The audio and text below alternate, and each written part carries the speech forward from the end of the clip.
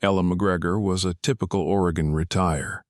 Her days were spent gardening, cooking, and looking at old family photos. Her daughter Sarah, a successful lawyer from New York, rarely visited, but their phone calls were regular. One morning, Ellen woke up with an uneasy feeling. She had a dream that took her back to a time when she was in her early 30s. It was a moment she had carefully hidden even from herself. Early in the afternoon, Sarah came to visit unexpectedly. She looked tired but smiled. "Mom, I decided we need a girls' night out," she said, hugging Ellen. Ellen was happy. She had been dreaming of spending time with her daughter for a long time, but at the same time she was worried about something. That same evening, Sarah accidentally came across an old box of documents in the pantry, and she started looking through them, thinking she would find photos or old letters. But one yellowed envelope with an inscription caught her eye, for Hill Nee. In person. She opened it and read it. The letter was from a man Sarah did not know. It mentioned a child and a choice that would change Ellen's life forever. Sarah felt her chest go cold. The next morning she approached her mother with the letter in her hands. "Mom, what is this?" she asked. Ellen froze when she saw the letter. Her face turned pale and she didn't know what to say. "It's an old story, Sarah. Nothing important," she said, avoiding her daughter's gaze. An old story? You call that unimportant? It mentions a child. Who is it, Mom?" Ellen realized that her past had begun to surface, and she could no longer avoid answering. Sarah stood in front of her mother, holding a letter that seemed to burn her fingers. Ellen was sitting on the edge of her chair, her gaze fixed on the flower. She looked like she was about to break down, but something kept her silent. "Nay, Mom, I'm not going to let this go." "You owe me an explanation," Sarah insisted, her voice filled with both anger and pain.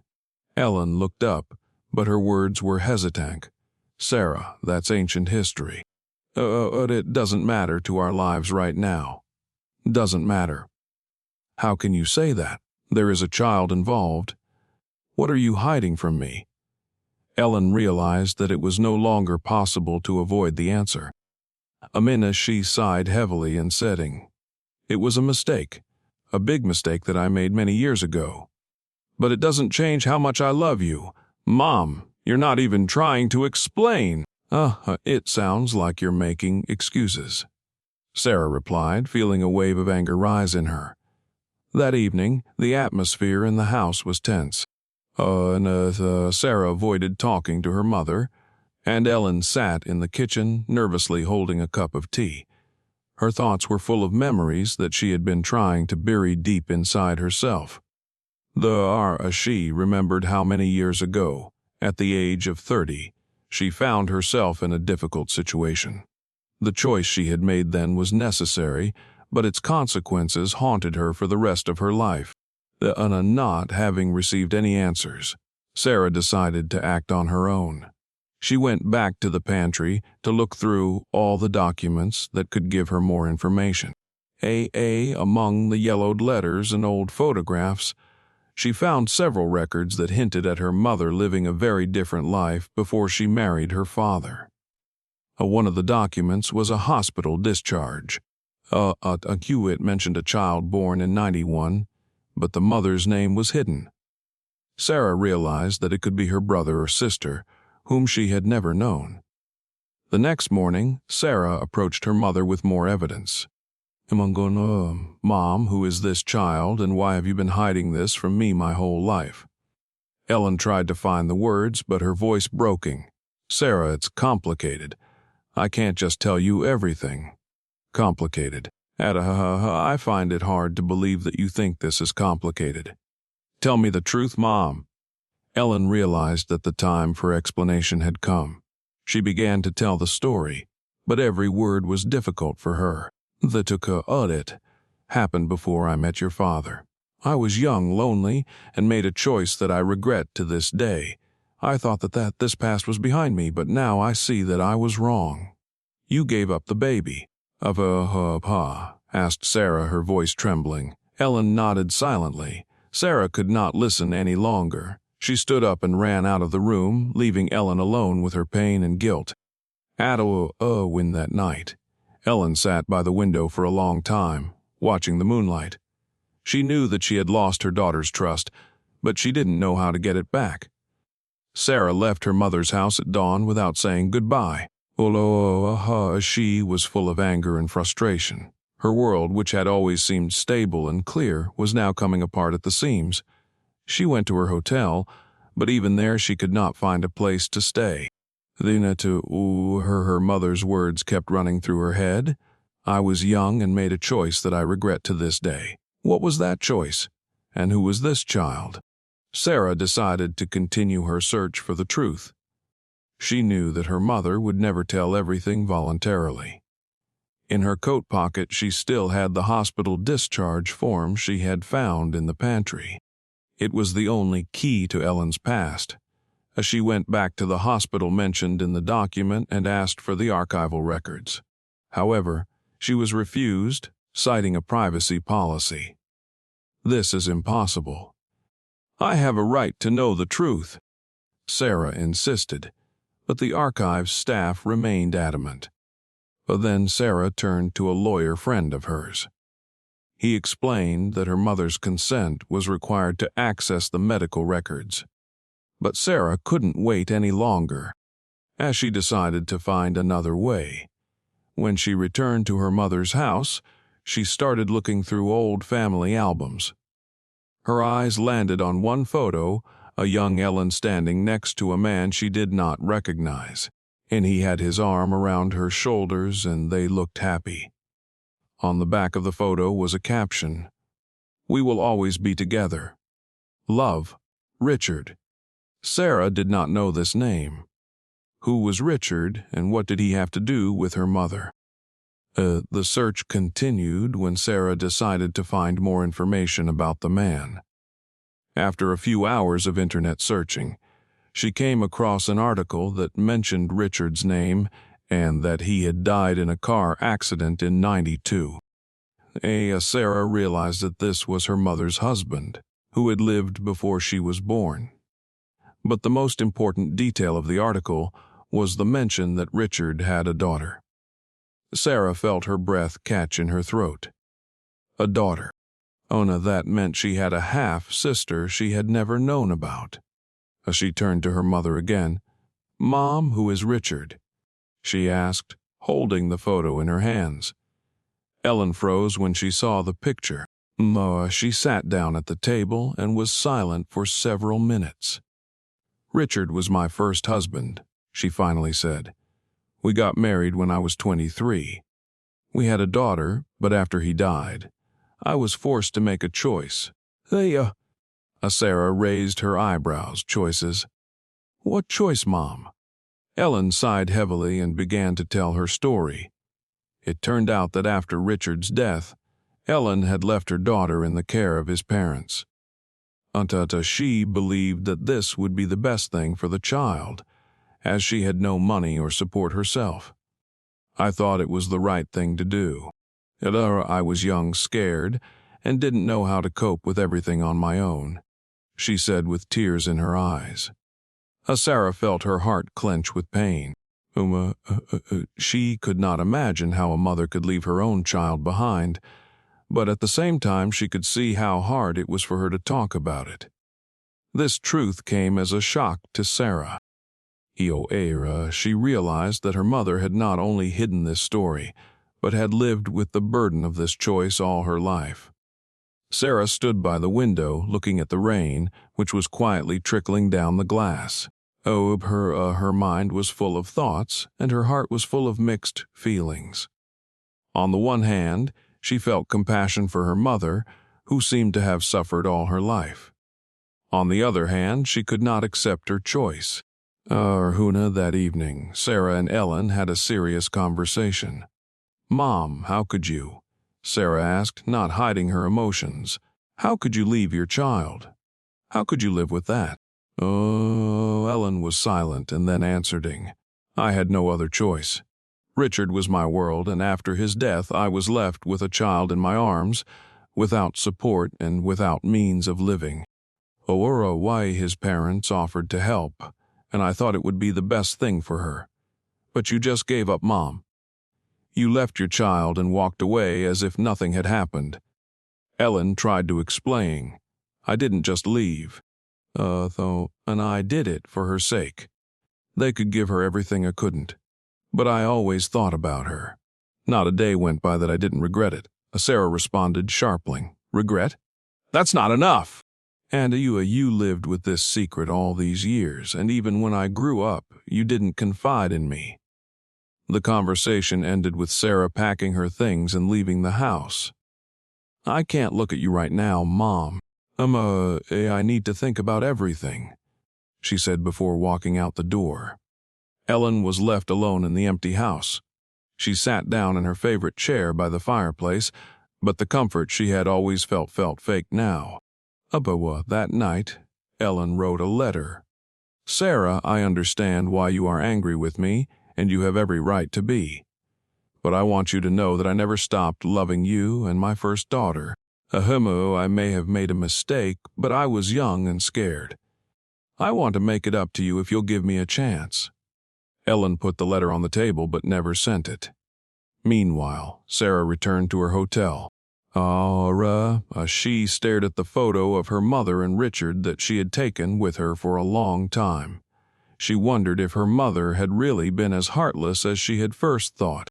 Sarah remembered her childhood, how Ellen had always supported her, how she had taught her to ride a bike and read her favorite books. Her mother has always been an example of strength and love for her. Maybe I'm being too hard on her, Sarah thought. However, the thought of her mother living with such a big secret still haunted her. She decided to find her half-sister to understand how this story affected her life. Sarah couldn't sleep. Her decision to find her sister became clear to her as soon as she realized that her mother's past was only part of the story. As she felt that knowing about this woman would help her understand her mother and perhaps find common ground. The next morning, she returned to her online search. Using Richard's name and information from his hospital discharge, Sarah came across an article about his family. It mentioned that after Richard's death, his daughter, Anna, grew up with her grandparents in Washington State. This was the first concrete trace. Sarah found an address that might belong to Anna and decided to go there. The trip was long and tiring, but Sarah didn't stop. She knew that this could be a crucial moment for her family. When she arrived at a small house in the suburbs, her heart began to race. Sarah knocked on the door. A woman who looked a little older than her, but bore an uncanny resemblance to their mother, answered the door. Hello. And are you Anna? Asked Sarah, trying to hide her excitement. Yes, I am. And who are you? The woman replied in surprise. Sarah sighed and said, My name is Sarah. I am your sister. Anna looked stunned, but invited Sarah inside. Their conversation began with cautious questions and answers, but gradually they moved on to more personal topics. My mother never told me about you, Sarah said. I only recently found out that I have a sister. Anna nodding. I knew my mom left me, but I was never told the details. My grandparents always said she was young and couldn't handle the situation. Sarah could see that Anna did not hold a grudge against their mother, but at the same time, she felt a certain distance in her words. They talked for several hours, exchanging stories about their lives and childhoods. Anna shared the photos of her family that she had kept for many years. Have you ever thought about finding our mother? Asked Sarah. Anna thought about it and then answered. Sometimes I thought about it, but I wasn't sure if I was ready. I didn't know how she would accept me. Sarah realized that this was her chance to bring them together. When she returned home, Sarah decided it was time to talk to her mother. She went to see Ellen with the intention of giving her a chance to make things right. "Mom, I found Anna," she said as they sat down at the kitchen table. Ellen looked shocked, but there was a spark of hope in her eyes. "She wants to see me," she asked quietly. Sarah nodded. "She doesn't hold it against you, but you have to make the first move." That night, Ellen wrote a letter to Anna asking for a meeting. She didn't know if she would get a response, but she hoped that she could correct at least some of her mistakes. Ellen sat by the window, clutching the letter she had written for Anna. Her heart was beating like a young girl's before her first date. The letter was short, but every word seemed heavy. "Anna, I have no excuse for leaving you. I just want to say that I have always loved you. If you're ready, I really want to see you. Love, Mom." Sarah promised to deliver the letter in person. A few days later, Anna sent a reply. Her letter was full of caution, but she agreed to meet. The place was chosen as neutral, a small cafe on the outskirts of town where neither of them had been before. When the day of the meeting arrived, Helen was extremely tense. She chose a simple outfit and spent almost an hour in front of the mirror, trying to calm herself down. Sarah supported her until the last moment, but she knew that Helen would have to go through this conversation alone.